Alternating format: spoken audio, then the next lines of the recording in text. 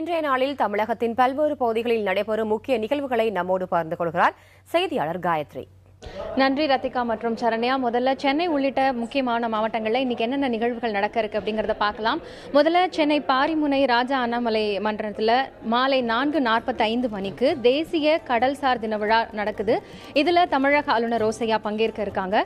இதைத் தொடர்ந்து கோவை மாவட்டத்தில் சரவணம்பட்டி SNS தொழில்நுட்ப கல்லூரியில காலை 10:30 மணிக்கு காவல்துறையினருக்கான கணித திறன் வளர்ச்சி பயிலரங்கு நடக்க இருக்கு. இதை தொடர்ந்து திருச்சி மாவட்டத்தில் கல்லுக்குழி ரயில்வே விளையாட்டு மைதானத்தில் மாலை 4:15 மணிக்கு தமிழ்நாடு விளையாட்டு மேம்பாட்டு ஆணையம் சார்பாக மாநில அளவிலான சிறப்பு கோடைக்கால தடகள பயிற்சி வகுப்புகள் இன்னிலிருந்து தொடங்க இருக்கு. அடுத்ததாக மதுரை ரேஸ் கோர்ஸ்ல காலை 6:30 மணிலிருந்து தமிழ்நாடு விளையாட்டு மேம்பாட்டு ஆணையம் சார்பாக மாணவர்களுக்கான கோடைக்கால விளையாட்டு பயிற்சிகள் நடக்குது. இதை தொடர்ந்து நிறைய இந்த மாதிரியான ஒவ்வொரு மாவட்டத்திலையும் சில விஷயங்கள் நடந்துட்டு இருக்கு.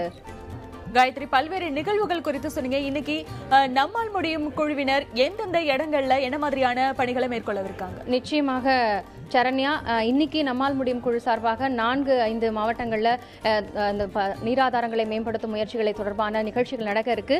குறிப்பா வேலூர் மாவட்டத்தில் நம்மால் முடியும் குழுவின் சார்பாக இன்னைக்கு அந்த மாவட்டத்தில் இருக்கக்கூடிய நீராதாரங்களை மேம்படுத்துவதற்கான கலந்தாய்வு கூட்டம் நடக்க இருக்கு. அதை தொடர்ந்து நாகையில நம்மால் முடியும் குழு சார்பாக கொத்தங்குடி வாய்க்காலை தூர்வாரும் பணி நடக்க இருக்கு.